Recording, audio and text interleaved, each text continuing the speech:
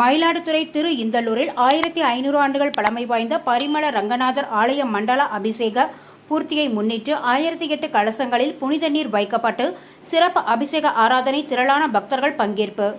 மயிலாடுதுறை மாவட்டம் திரு இந்தலூரில் 1500 ஆண்டுகள் பழமை வாய்ந்த பரிமள ரங்கநாதர் ஆலயம் அமைந்துள்ளது.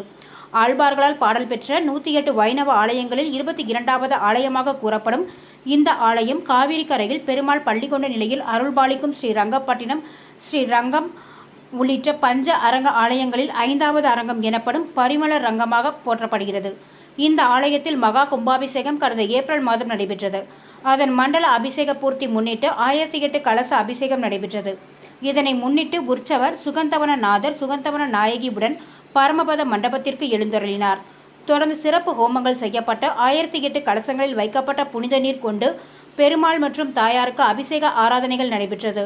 ராமானுஜர் பக்த கைங்கரிய சபா சார்பில் ஏற்பாடு செய்யப்பட்ட நிகழ்ச்சியில் ஏராளமான பக்தர்கள் பங்கேற்று சுவாமி தரிசனம் செய்தனர்.